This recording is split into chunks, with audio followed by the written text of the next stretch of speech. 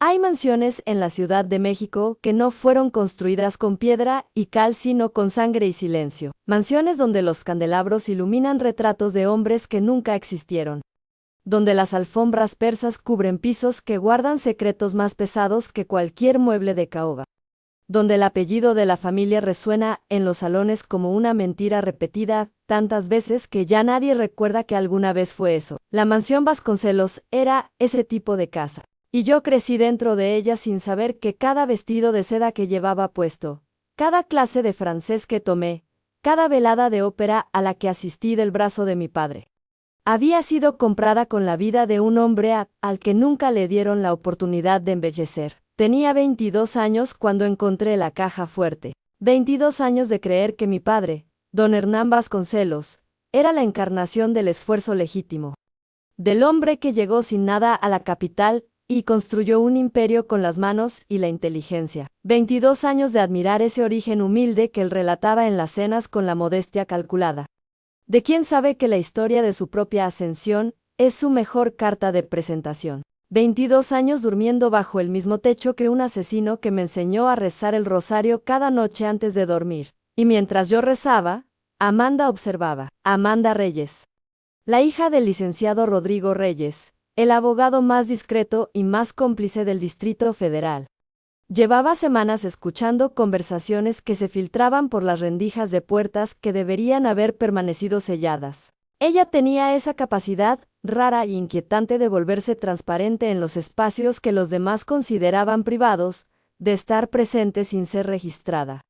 De absorber lo que el mundo derramaba sin querer, porque de noche, Amanda y yo éramos otra cosa completamente distinta a lo que la Ciudad de México de 1880 habría tolerado ver. Había un callejón detrás de la Alameda Central, demasiado estrecho para carruajes.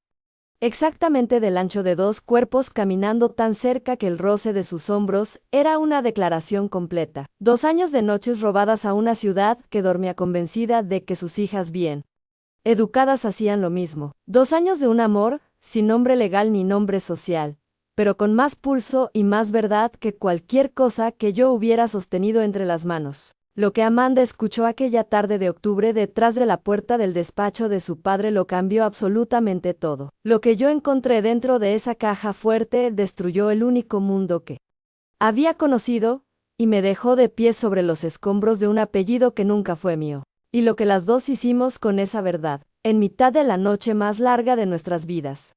Con 2 maletas pequeñas y el corazón golpeando contra las costillas como si quisiera salir a correr antes que nosotras. Fue la decisión más valiente y más irreversible que he tomado en toda mi existencia. Esto es lo que ocurrió. Antes de que sigamos, necesito recordarte algo importante. Todo el contenido de este canal es ficción creada con inteligencia artificial. Historias construidas para hacerte sentir, para remover algo dentro de ti, para demostrarte que el amor en todas sus formas merece ser narrado con la intensidad que merece. Si esta historia ya te atrapó desde las primeras palabras, suscríbete ahora mismo para no perderte ningún capítulo. Deja tu like si quieres que continuemos creando historias como esta, y cuéntanos en los comentarios, ¿desde qué país y qué ciudad nos estás acompañando hoy? Nos encanta saber desde qué rincón del mundo llegas hasta aquí. Ahora sí, comencemos. De día.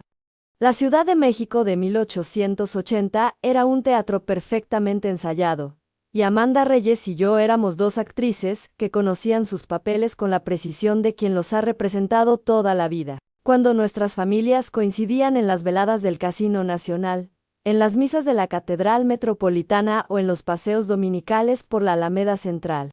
Nos saludábamos con la inclinación exacta de cabeza que indicaba afecto familiar sin ningún exceso de confianza. Yo llegaba del brazo de mi padre con mis vestidos de seda color hueso y mis guantes blancos sin una sola arruga. Ella llegaba con su vestido de muselina oscura y se instalaba en el rincón menos iluminado de cualquier habitación con un vaso de agua en la mano, observando a los adultos conversar con la atención fría y minuciosa de quien estudia un mapa que sabe que algún día va a necesitar. Mi padre la llamaba la muchachita seria de los Reyes. El suyo la llamaba demasiado observadora para ser discreta. Yo la llamaba, únicamente dentro de mi cabeza, lo único auténtico en un salón lleno de representaciones. El primer billete llegó, hace 2 años, doblado en 8.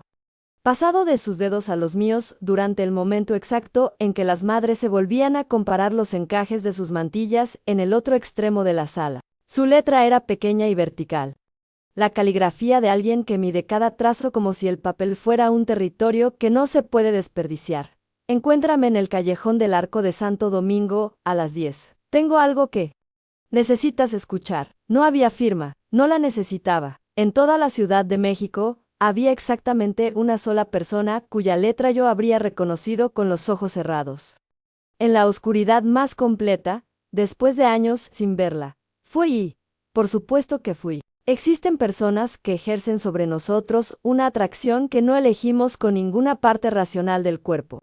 Una gravedad que opera por debajo de toda lógica, y que ninguna cantidad de buen sentido es capaz de contrarrestar. Amanda era esa persona para mí desde mucho, antes de que yo tuviera las palabras precisas para nombrar porque su presencia alteraba la composición del aire en cualquier cuarto al que entraba. Esa noche estaba apoyada contra la pared de cantera gris del callejón con su rebozo negro envolviendo sus hombros, y la linterna intencionalmente apagada para no atraer la mirada de ningún sereno nocturno, cuando me vio doblar la esquina. Sonrió. No la sonrisa de las veladas, otra sonrisa, una que parecía haber existido siempre pero que solo se permitía aparecer cuando no había nadie más mirando. ¿Viniste?, dijo. Vine, respondí. Y no necesitamos decir nada más durante la siguiente hora porque caminamos juntas por ese callejón que olía a tierra mojada y a copal de alguna iglesia cercana.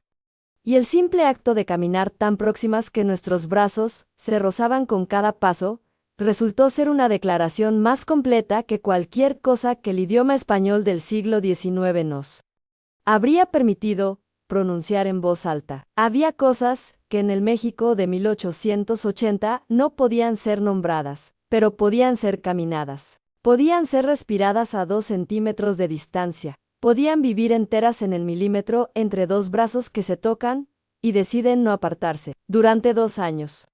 Ese callejón detrás del Arco de Santo Domingo fue nuestro mundo completo. Nos encontrábamos 2 o 3 veces por semana.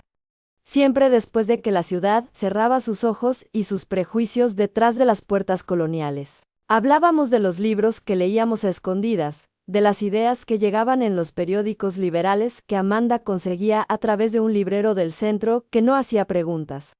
De la manera brutal y cotidiana en que el México porfiriano construía jaulas doradas para las mujeres de buena familia y esperaba que ellas las decoraran con gratitud y con silencio. Amanda hablaba con la exactitud de alguien que ha llevado cada pensamiento hasta su consecuencia más lejana, antes de pronunciarlo. Yo hablaba con la urgencia acumulada de alguien que ha tenido que guardar silencio demasiado tiempo en demasiados salones. Lo que sentía por ella lo supe desde el primer billete doblado en 8.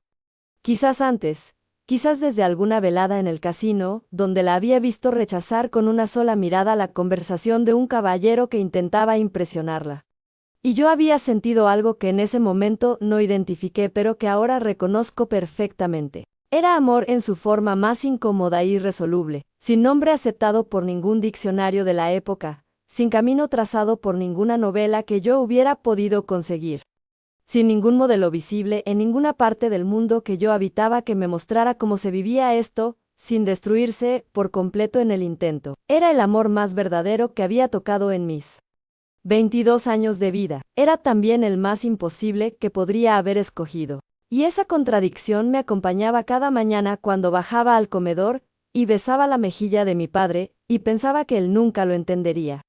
Y cada noche, cuando cruzaba la ciudad a oscuras, pensando que tampoco me importaba lo que él entendiera. Amanda era absolutamente distinta a cualquier persona de mi entorno, donde los demás veían fachadas impecables. Ella veía las grietas en los cimientos, donde los demás escuchaban palabras bien construidas. Ella escuchaba exactamente lo que esas palabras habían sido diseñadas para ocultar. En las reuniones sociales, se instalaba en los márgenes de las habitaciones y observaba a los hombres importantes. Conversar con la concentración fría de una naturalista que estudia una especie que le resulta fascinante y profundamente preocupante al mismo tiempo. Esa quietud suya no tenía nada de timidez. Era una forma de inteligencia que funcionaba mejor en el silencio que en el ruido, una manera de estar completamente presente mientras parecía estar en otro lado. Una noche de febrero, con el frío seco del altiplano colándose entre los pliejes de nuestros rebozos, le tomé la mano. No fue un gesto planeado. Fue lo que hicieron mis dedos solos cuando encontraron los suyos en la oscuridad del callejón. Como si los hubieran estado buscando durante meses, sin que yo les diera instrucciones conscientes para eso. Ella no retiró la mano, la apretó con esa firmeza suya que era completamente distinta. Cualquier otra cosa que yo hubiera sentido, la firmeza de alguien que toma decisiones después de haberlas pensado 2 veces, y que cuando decide algo no lo deshace a mitad del camino. Y nos quedamos así, de pie en ese callejón que olía a noche y a cantera húmeda y a copa lejano, con las manos unidas y el mundo entero del otro lado de esos muros coloniales. Durante un tiempo que deliberadamente no medí porque medir ese momento habría sido reducirlo a algo que cabía en números. Y lo que ocurría entre nosotras no cabía en ninguna unidad de medida que existiera en 1880. ¿Tienes miedo?, me preguntó en algún momento de esa noche de febrero. No especificó miedo de qué. No hacía falta especificarlo. Había exactamente una cosa de la que las dos podíamos tener miedo en ese callejón. Y era la misma, que nos traía de vuelta el 2 y 3 noches por semana. Sí. Dije. Yo también. Dijo ella. Y esa confesión pronunciada en voz baja en un callejón del centro histórico de la Ciudad de México fue más íntima que cualquier otra cosa que yo pudiera imaginar que 2 personas se dijeran en ningún idioma. Nunca hablamos del futuro durante esos 2 años de noches robadas. El futuro para 2 mujeres que se amaban de esta manera en el México de Porfirio Díaz no era un mapa que valiera la pena trazar, porque todas sus rutas terminaban en el mismo muro. Lo que teníamos era el presente, ese callejón, esas manos. Esas 2 horas arrancadas cada noche a una ciudad que dormía sin sospechar lo que guardábamos. Era suficiente, era todo lo que había. Hasta que llegó la tarde de octubre en que Amanda se detuvo junto a una puerta entreabierta y escuchó lo que cambió la dirección de todo. Era un martes de octubre con el calor tardío que la Ciudad de México mantiene aferrado, hasta bien entrado el otoño, ese calor que hace que el aire dentro de las casas coloniales se vuelva denso y quieto como si el tiempo también necesitara descansar. Amanda cruzaba el corredor principal de la casa de su familia, en la calle de Mesones, camino al estudio donde guardaba sus libros. Cuando escuchó las voces que salían del despacho de su padre, la puerta estaba entreabierta con ese ángulo calculado que el licenciado Rodrigo Reyes utilizaba cuando recibía visitas de absoluta confianza. Ese ángulo que transmitía suficiente apertura para parecer informal pero no tanto como para que los sonidos salieran al corredor. Aquella tarde, su cálculo tuvo una falla que él nunca habría podido prever. No había considerado que su propia hija pudiera ser el punto de mayor riesgo en toda su arquitectura de secretos. Se detuvo, apoyó la espalda contra la pared de adobe a un lado de la puerta, en el punto exacto donde la madera vieja dejaba un espacio que no cerraba del todo, y por donde pasaba un hilo de voz lo suficientemente claro para quien estuviera dispuesta a escuchar con la atención correcta. Amanda llevaba toda la vida desarrollando esa habilidad de volverse invisible en los espacios domésticos, de estar presente sin ser registrada, de absorber conversaciones que los adultos pronunciaban convencidos de que nadie con importancia los escuchaba. Era la habilidad específica de quien ha crecido entendiendo que el conocimiento era la única moneda de poder disponible para alguien que no tenía ningún otro tipo de poder en ese México de 1880. Las voces eran la de su padre y la de mi padre. Hablaban con esa calma particular que desarrollan los hombres que llevan décadas compartiendo el mismo secreto enterrado, esa calma que ya no viene del miedo sino de la costumbre. Porque el crimen ha envejecido tanto con ellos que ya no lo perciben como algo externo, sino como una parte más de su propia historia personal. Amanda escuchó el nombre de don Aurelio Cienfuegos Montoya, un hombre que nunca había cruzado ninguna conversación familiar, ningún comentario en la mesa. Ninguna mención accidental en años de escuchar todo. Escuchó las palabras, escrituras originales y registro notarial alterado. Escuchó a mi padre decir, con la misma voz que usaba para pedir más mole en la mesa del comedor, que la caja fuerte empotrada en la biblioteca de la mansión Vasconcelos contenía todo aquello que no debía existir en ningún otro lugar del mundo. Amanda permaneció inmóvil en ese corredor durante los 20 minutos que duró la conversación completa. No tomó notas sobre ningún papel porque no necesitaba hacerlo. Tenía el tipo de memoria que no distingue entre lo importante y lo trivial, sino que lo archiva todo con la misma fidelidad brutal. Cada pausa, cada modulación de voz, cada palabra pronunciada por dos hombres que creían con absoluta certeza que sus crímenes habían quedado sellados 30 años atrás. Cuando escuchó el sonido de las sillas moviéndose sobre las baldosas, señal de que la reunión llegaba a su fin, se alejó del corredor con el mismo sigilo con que había llegado, subió a su cuarto, cerró la puerta con el cerrojo y se sentó en el borde de su cama a comprender en silencio lo que acababa de ocurrirle a su mundo entero. Aquella noche me esperó en el callejón del Arco de Santo Domingo, casi una hora antes de lo habitual. Eran apenas las 9 cuando llegué, todavía con el vestido de la cena, los cabellos recogidos con prisas. En cuanto me vio doblar la esquina, me tomó del brazo con una firmeza que no era nuestra, que no era el gesto delicado con el que dos mujeres que se aman se tocan en la oscuridad cuando no hay nadie mirando. Era la firmeza de alguien que carga con un peso que ha estado aplastándola durante horas y que no puede seguir sosteniéndolo sola ni un minuto más. Cecilia, dijo mi nombre, y en la manera en que lo pronunció, escuché todo lo que venía antes de que dijera una sola palabra de explicación. Me contó todo con la precisión que la caracterizaba, sin dramatismo ni adornos emocionales, con esa forma suya de narrar que le asignaba a cada detalle exactamente el peso que le correspondía, y no un gramo más. La escuché en el silencio total en que me vuelvo cuando recibo noticias que desbordan la capacidad inmediata de procesar.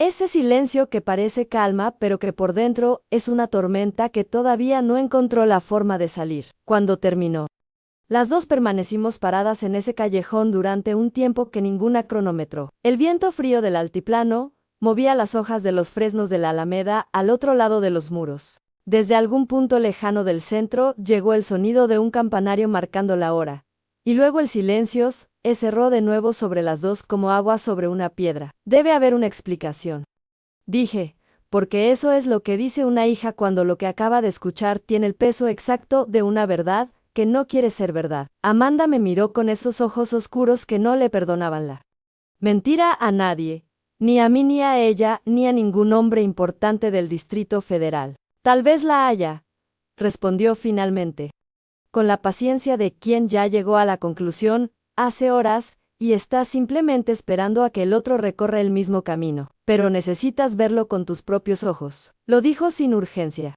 sin presión, con la certeza tranquila de alguien que sabe que yo iba a ir a buscar esa caja fuerte, que era inevitable, que lo único que podía darme era el tiempo necesario para llegar a esa decisión por mis propios medios. Esa noche regresé a la mansión con algo diferente instalado en el centro del pecho. No era todavía certeza, porque la certeza requería evidencia que mis ojos no habían visto. Era algo previo y más oscuro que la certeza, esa intuición específica de que hay verdades que llevan años conviviendo con uno bajo el mismo techo, sin haber sido nunca invitadas a la conversación, que respiran el mismo aire que uno respira y se sientan a la misma mesa, sin que nadie las nombre. Me acosté vestida, con los botines todavía puestos, mirando el techo de mi cuarto donde las velas habían dejado sombras que se movían, escuchando los sonidos de la mansión dormida, y pensando en una caja fuerte, detrás de un retrato que yo había mirado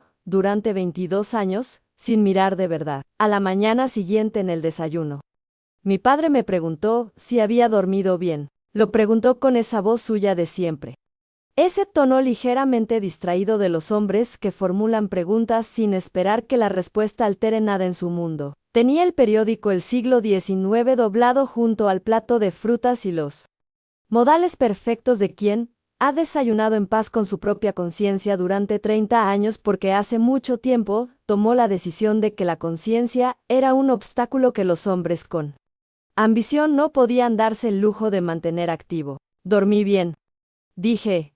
Sonreí. Y en ese momento preciso me volví cómplice de algo que todavía no podía nombrar del todo, pero que ya estaba dentro de mí como una astilla, que no termina de salir. Durante 3 días. Viví en ese estado intermedio y agotador entre saber y no querer terminar de saber. Entre la información que Amanda me había dado y la evidencia que yo aún no había buscado. Me decía que podría no ir nunca. Que había personas que construyen vidas enteras sobre preguntas que deliberadamente no se hacen, y que esas vidas son perfectamente habitables. Pero cada vez que cruzaba el corredor de la mansión y pasaba frente al despacho de mi padre, cada vez que escuchaba su voz ordenando a los mayordomos, cada vez que miraba el retrato del supuesto benefactor que colgaba al fondo del pasillo principal, sentía que el no querer saber era también una forma de elegir el crimen. Y eso era la única cosa con la que yo no sabía cómo vivir. La llave de repuesto de la biblioteca de mi padre llevaba 12 años escondida, detrás del segundo tomo del Diccionario Universal de Historia y Geografía en el estante del corredor oriente. La había encontrado a los 10 años durante una de esas exploraciones metódicas con las que los niños solitarios conocen cada centímetro de las casas grandes. Con la convicción absoluta de que el mundo es un lugar que puede ser completamente cartografiado si uno le dedica el tiempo suficiente. Nunca la había usado. La había guardado en la memoria con ese instinto que tienen los niños para preservar información que no comprenden todavía pero que sienten. Con una certeza que no viene del razonamiento sino de algún lugar más profundo. Que algún día va a ser exactamente lo que necesitan. Era medianoche pasada cuando bajé las escaleras de la mansión descalza, con una sola vela de cebo en la mano, y el corazón latiendo tan fuerte que me parecía imposible que el sonido no despertara a nadie. El corredor oriente de la mansión Vasconcelos tenía 9 metros de largo y 5 retratos en la pared izquierda. Hombres de mirada severa y apellidos inventados que yo había aprendido a ignorar con la misma naturalidad con que se ignora el papel tapiz. Esa noche los miré. Los miré de verdad por primera vez, y lo que vi en esos óleos pintados con tanta certeza fue exactamente lo que Amanda había descrito, la decoración de una mentira construida con tanto cuidado que había terminado pareciendo historia. Encontré la llave donde siempre había estado, fría, pesada, con el óxido justo de algo que lleva años esperando sin perder la paciencia. La puerta de la biblioteca se dio con un sonido que en el silencio de la madrugada me pareció lo suficientemente estruendoso como para despertar a los muertos. Y me quedé inmóvil en el umbral durante 2 minutos completos. Escuchando. La mansión siguió durmiendo. Entré y cerré la puerta detrás de mí con el cuidado de quien sabe que lo que viene a continuación no tiene regreso. La biblioteca de mi padre olía a cuero encuadernado y a cera de candelabro, y a algo más difícil de identificar, el olor específico de los documentos que llevan décadas guardados, sin querer ser leídos. Ese olor de papel que ha absorbido el tiempo y la intención de quien lo escondió. 4 paredes de estantes del piso al techo, una mesa central de caoba con su sillón de cuero oscuro. Una vitrina con objetos de plata que yo siempre creí que eran herencia familiar. Y en la pared del fondo, detrás del retrato de un hombre robusto de bigote espeso, al que llamábamos el bisabuelo Vasconcelos, y al que nadie en la familia se parecía en absoluto. Encontré lo que había ido a buscar. La caja fuerte era de hierro forjado, del tamaño de un baúl pequeño. Empotrada en la pared con la discreción de algo que quiere parecer que nunca estuvo ahí. La combinación la intenté 4 veces. La cuarta, con la fecha en que mi padre había llegado a la Ciudad de México según el relato que nos contaba cada aniversario con orgullosa nostalgia. El mecanismo se dio con un golpe sordo. Dentro había documentos organizados con la meticulosidad de alguien que sabía exactamente lo que estaba guardando, y porque cada papel debía mantenerse en un orden preciso. Cartas atadas con cordón, contratos escritos en papel sellado del gobierno, y en el fondo de todo, envueltas en tela de manta, y sujetas por un listón verde que alguna vez había sido brillante. Las escrituras originales. El papel era grueso y frágil al mismo tiempo, el papel oficial del México de mediados del siglo.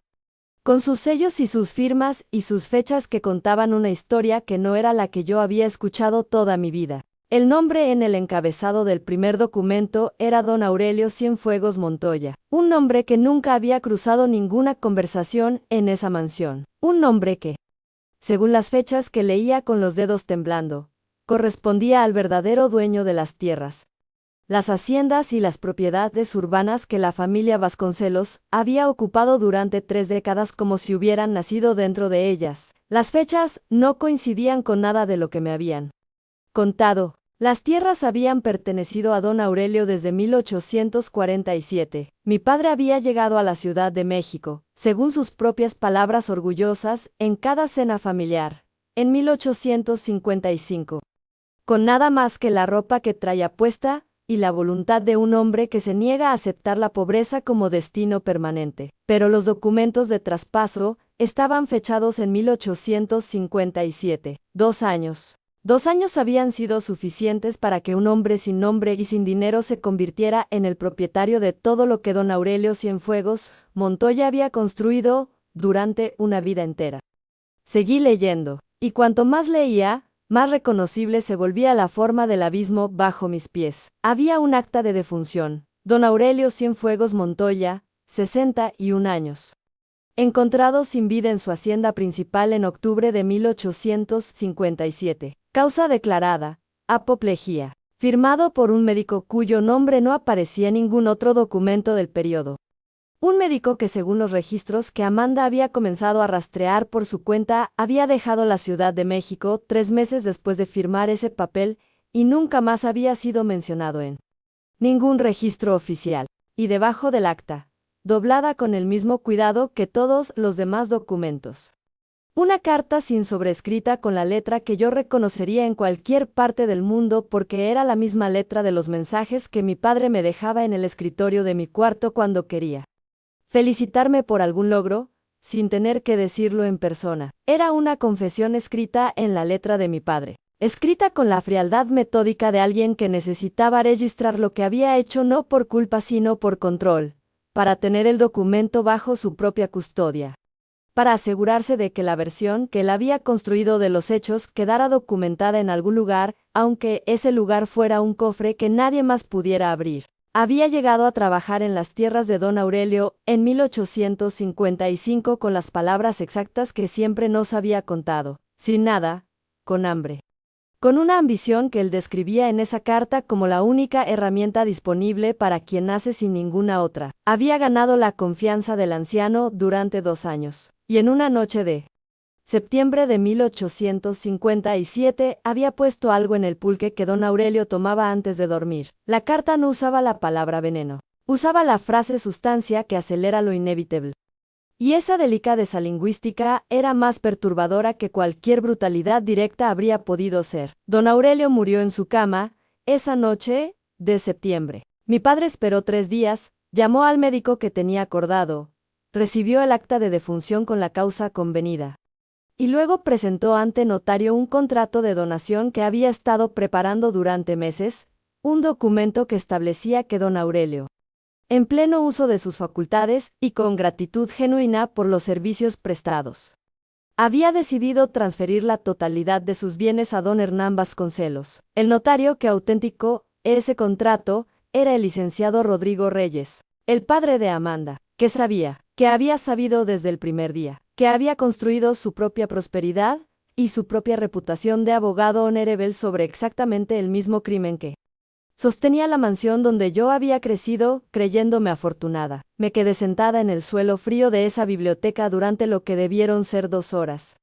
Aunque en ese momento el tiempo había dejado de funcionar de manera normal, la vela se consumió hasta el cabo. Las lágrimas llegaron y se fueron solas, y lo que quedó después de ellas fue algo más permanente y más frío, una claridad que no dejaba espacio para ninguna versión alternativa de los hechos.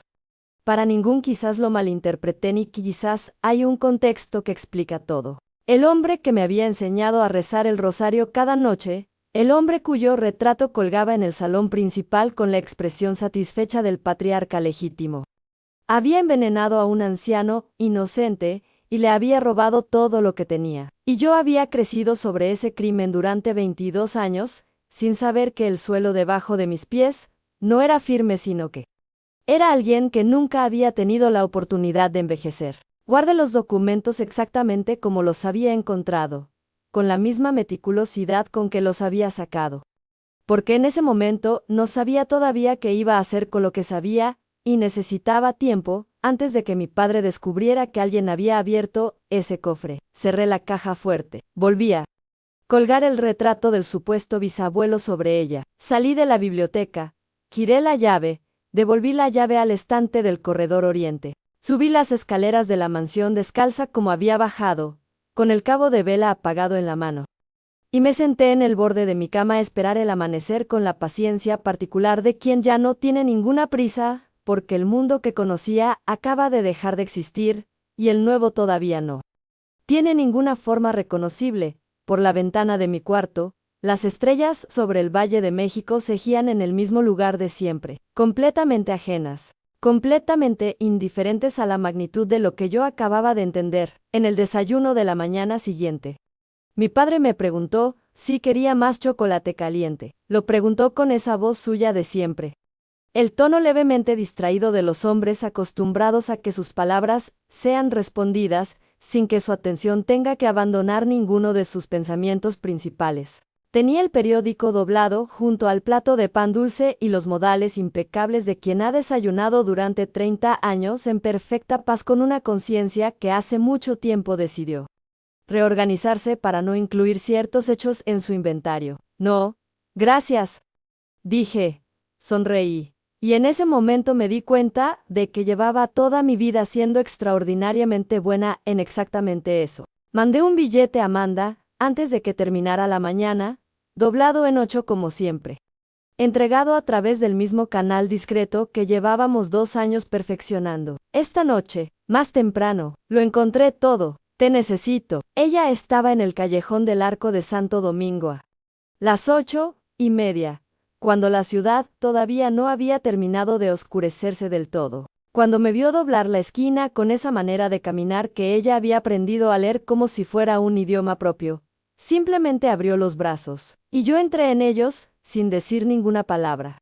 Porque había cosas que el cuerpo sabía comunicar antes de que la voz encontrara la manera de articularlas. Le conté todo. Cada documento, cada fecha que no cuadraba. Cada frase de esa confesión escrita en la letra de mi padre con la delicadeza eufemística de quien documenta un asesinato, sin querer usar la palabra exacta. Ella escuchó sin interrumpirme una sola vez, con esa capacidad suya de convertirse en el receptáculo exacto para las cosas demasiado pesadas para ser cargadas en soledad. Cuando terminé, guardó silencio durante un momento que se extendió lo suficiente para que el viento nocturno del altiplano pasara entre las dos cargando el olor a tierra y a incienso de una iglesia cercana. Después, preguntó, ¿qué quieres hacer? No qué ibas a hacer, no qué debías hacer según ningún código de ninguna sociedad de 1880. ¿Qué querías tú, Cecilia? Con tu propio nombre y tu propia vida que acabas de descubrir que estaba construida sobre algo que nunca fue tuyo. No lo sé del todo. Respondí con la honestidad de quien ya no tiene energía para construir respuestas más ordenadas. Una parte de mí quiere quemar esos documentos y fingir que los sueños que tuve esa noche no me mostraron lo que me mostraron. Otra parte quiere tomarlos todos y ponerlos sobre el escritorio del juez más incorruptible que exista en este país. Amanda asintió lentamente, con el reconocimiento de alguien que había trazado ese mismo mapa desde antes. ¿Y la tercera parte? Lo preguntó sabiendo que había una tercera parte, porque siempre sabía cuántas partes había en cualquier cosa que yo sintiera. La miré en la oscuridad del callejón, con el olor a copal flotando entre nosotras, y dije la verdad más simple y más imposible de todas. La tercera parte solo quiere salir de esta ciudad contigo y no mirará atrás jamás. Tomó mi mano. Sus dedos eran fríos del aire nocturno del altiplano y firmes de esa manera específicamente suya.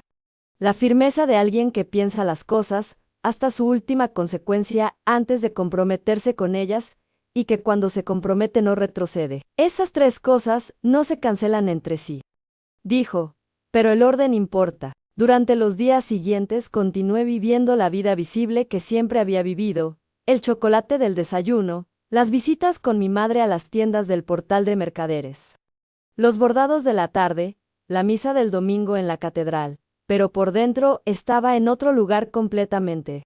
Revisando cada memoria de infancia, y tratando de separar lo que había sido genuino de lo que había sido construido sobre el cuerpo de un hombre que nunca tuvo la oportunidad de conocerme. Amanda, por su parte, había comenzado sus propias investigaciones con la metodología silenciosa y precisa que la caracterizaba. Descubrió que don Aurelio Cienfuegos Montoya había tenido un sobrino en el estado de Veracruz. Un hombre que años atrás había viajado a la Ciudad de México para cuestionar la transferencia de propiedades y que había regresado a su ciudad sin haber conseguido nada. Intimidado por medios que los registros no describían pero que no era difícil imaginar dado el patrón que ya conocíamos. No es solo tu padre, me dijo una noche en el callejón con la voz baja, aunque estábamos completamente solos. Es un sistema entero construido alrededor del crimen original. Tu padre cometió el asesinato, el mío lo legalizó. Y hay otros que miraron hacia otro lado porque les convenía hacerlo. Miré el cielo. Sobre los tejados coloniales del centro histórico. Las mismas estrellas que habían visto todo desde el principio sin moverse de su lugar ni un milímetro. Entonces la Ciudad de México entera está construida sobre esto, dije. No la ciudad entera. Respondió Amanda con esa precisión suya, que nunca exageraba ni minimizaba nada, pero sí suficiente de ella como para que nadie haya tenido interés en preguntar. Hubo una pausa. El viento frío pasó.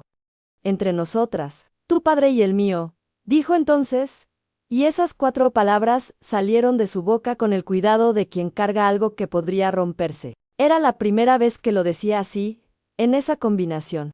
Asumiendo la parte que le correspondía a su propia familia en la arquitectura del crimen. Me volví hacia ella. Iba a decir algo. Ella me detuvo con un gesto pequeño de la mano. No todavía. Aún no. Puedo recibir consuelo por esto. Tomé la decisión una tarde de lluvia. 4 semanas después de haber abierto esa caja fuerte. Estaba en mi cuarto mirando por la ventana como el agua del temporal golpeaba el jardín central de la mansión. Ese jardín con su fuente de cantera y sus rosales que yo siempre había asociado con la solidez y la permanencia. Y algo se acomodó dentro de mí con la quietud específica de las cosas que ya no se pueden seguir posponiendo. No podía continuar sentándome a la mesa con mi padre y pasándole la salsa con la misma mano con la que él había firmado la confesión de un asesinato. No podía seguir siendo Cecilia Vasconcelos, sabiendo que Vasconcelos era el nombre de un crimen, y no de ninguna estirpe legítima. Había una frontera entre no saber y elegir no saber. Y yo la había cruzado el día que abrí ese cofre, y decidí seguir leyendo hasta el final. Esa noche en el callejón le dije a Amanda, mañana lo confronto. Ella no mostró sorpresa. ¿Cuándo? Exactamente. Cuando mi madre salga a sus visitas de la tarde, necesito que esté solo. Amanda asintió, procesando. Evaluando como siempre hacía antes de responder, y después del confrontamiento. Depende de lo que él diga. Hubo una pausa larga. El frío nocturno del altiplano nos envolvió a las 2. Cecilia, dijo finalmente con esa voz particular que reservaba para cuando algo la preocupaba con una profundidad que no era habitual en ella. Ten mucho cuidado. ¿Sabes exactamente de qué es capaz? Sí lo sabía. Lo había leído con mis propios ojos escrito en su propia letra. Era precisamente eso lo que hacía que las noches se volvieran eternas. A la mañana siguiente vi partir la carruaje de mi madre hacia la casa de su comadre en Tacubaya, con una compostura que me costó cada reserva de autocontrol que había acumulado en 22 años de educación formal. Mi padre estaba en su despacho, revisando correspondencia con esa eficiencia suya de hombre que ha organizado su existencia de manera que no quede ningún espacio disponible para la reflexión sobre sus propios actos. Entré sin anunciarme. Cerré la puerta de madera labrada detrás de mí con el cuidado preciso de quien sabe que lo que va a ocurrir en esa habitación no debe salir de ella antes de que ella misma lo decida. Él levantó los ojos de sus papeles con la irritación leve del hombre interrumpido. Y entonces leyó algo en mi cara que borró la irritación, y colocó en su lugar algo completamente distinto. Algo que tardé un segundo en reconocer porque nunca lo había visto en él, la expresión de alguien que lleva décadas esperando una conversación, que siempre creyó que no iba a llegar. Encontré la caja fuerte, dije, sin preámbulos, sin construcción dramática. Las palabras salieron planas y directas porque después de 4 semanas cargando ese peso, ya no me quedaba energía para ningún otro formato. El silencio que siguió fue el más largo que he vivido. Más largo que cualquier pausa en cualquier conversación de mi vida anterior. Mi padre colocó la pluma sobre el escritorio con un gesto controlado y preciso que me dijo, más que cualquier expresión en su rostro. ¿Cuánto tiempo llevaba preparándose internamente para esta conversación? Aunque nunca hubiera creído que fuera a tener lugar. Siéntate.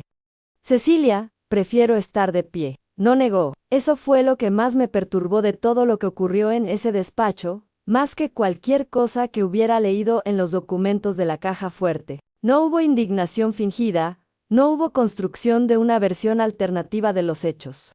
No hubo ninguna de las actuaciones que yo habría esperado de un hombre que había sostenido una mentira durante 30 años. Solo ese silencio calculado. Y después, no entiendes cómo era el mundo en ese tiempo, ni cómo era yo en ese tiempo. Mataste a un hombre, dije. Las palabras no temblaron en absoluto. Sobreviví, respondió él. Como si esa fuera una respuesta completa. De la única manera en que un hombre sin apellido y sin dinero puede sobrevivir en este país cuando tiene suficiente hambre. Lo envenenaste. Le aceleré un final que estaba próximo de todas formas.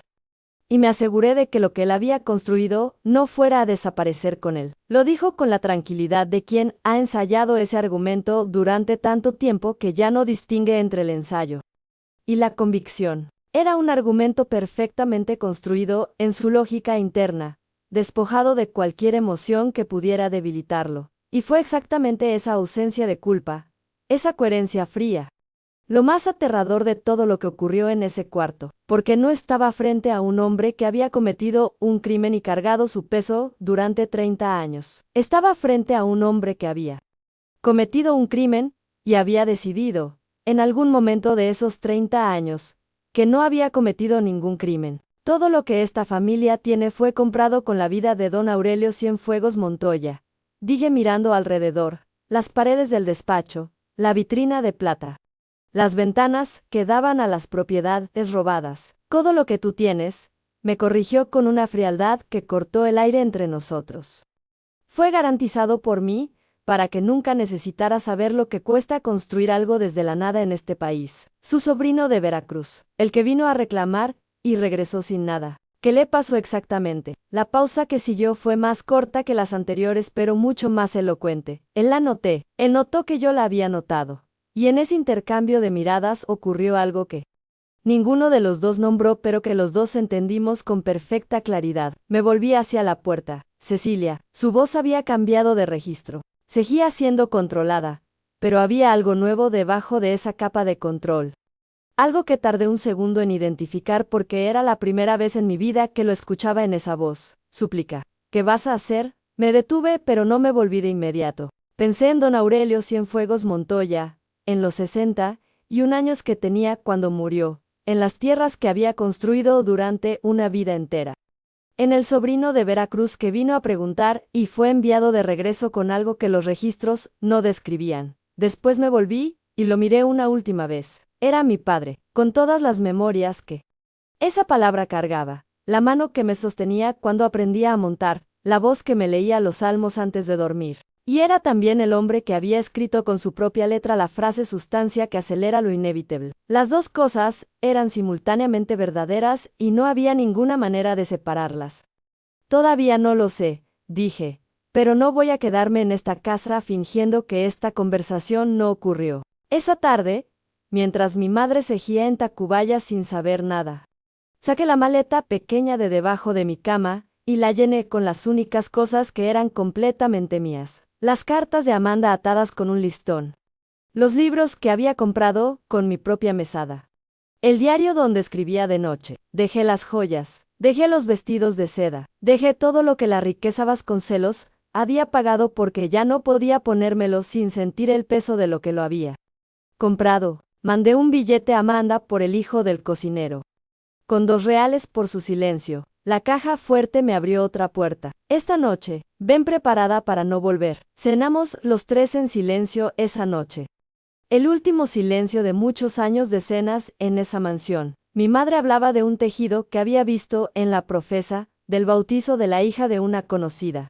De cosas que pertenecían a un mundo que para mí ya había terminado, aunque ella todavía no lo supiera. Mi padre no me dirigió la mirada durante toda la cena. Me pregunté qué estaba calculando, si estaba evaluando formas de contenerme, si había algo en él que se asemejara al arrepentimiento o si esa era una emoción que simplemente ya no existía en la arquitectura de su carácter después de 30 años de haberla desactivado. No encontré respuesta. Tal vez no había ninguna que yo pudiera tolerar. A las 10 de la noche, con la maleta pequeña oculta bajo mi capa de lana oscura, descendí la escalera de la mansión Vasconcelos por última vez. Pasé frente a los retratos del corredor oriente sin apartar los ojos de ellos, mirándolos de frente por primera vez.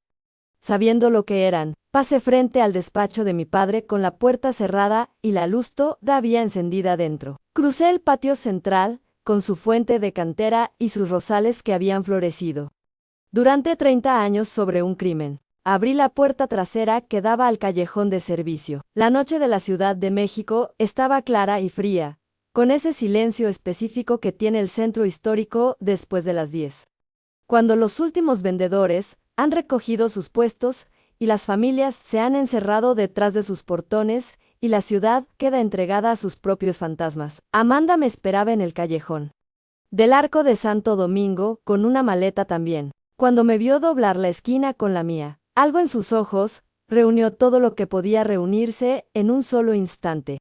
Alivio y dolor y amor y determinación y miedo y la clase de valentía que no es la ausencia del miedo, sino la decisión de caminar a pesar de él. ¿Viniste lista? Dije. Me dijiste que viniera lista, respondió. Y entonces, por primera vez en 2 años de encuentros nocturnos en ese callejón, no hubo nada más que decir. No había palabras necesarias. Solo la noche delante de nosotras, la ciudad dormida a nuestro alrededor, y 2 mujeres con 2 maletas pequeñas caminando juntas hacia la estación de diligencias de la Plaza de Santo Domingo. Hacia Veracruz, hacia un barco, hacia cualquier lugar en el mundo, donde el amor que habíamos guardado durante 2 años en la oscuridad de ese callejón pudiera por fin existir bajo la luz, sin tener que pedir permiso a nadie para hacerlo. Hay cosas que el dinero no puede comprar, y hay cosas que la verdad no puede devolver. Mi padre perdió las haciendas después de un proceso judicial que duró casi una década, iniciado por una carta anónima que llegó al escritorio de un juez de Veracruz junto con copias de documentos que Amanda había transcrito durante 3 noches seguidas mientras su padre dormía. La mansión Vasconcelos fue embargada y vendida. El nombre que yo había llevado durante 22 años dejó de significar lo que siempre había creído que significaba. Amanda y yo construimos una vida pequeña y honesta en La Habana, con el trabajo de nuestras propias manos, sin ningún apellido robado que nos sostuviera desde abajo. No era la vida que el México de Porfirio Díaz había imaginado para ninguna de las dos. Era la única vida que podíamos habitar sin que el suelo cediera cada vez que poníamos un pie sobre él. Escribí a mi madre una sola vez. Una carta que tardó meses en encontrar las palabras correctas porque algunas verdades no caben en ningún formato que una madre pueda recibir de golpe. Ella respondió con 4 líneas. La última decía: espero que hayas encontrado algo que valiera la pena. No era perdón, no era comprensión. Era simplemente una mujer intentando encontrar alguna forma de seguir siendo mi madre desde el otro lado de un abismo que ninguna de las dos había elegido, pero que las dos tendríamos que aprender a habitar. Si alguna vez te preguntas si valió la pena perder todo lo que perdí, te digo esto: hay una diferencia entre la vida que se hereda construida sobre crímenes enterrados y la vida que se levanta con las propias manos sobre tierra que uno conoce. La segunda es más pequeña, más estrecha, menos ornamentada, pero cuando la sostienes, al final del día no pesa con el peso de nadie más. Suscríbete. El próximo capítulo de este amor apenas comienza.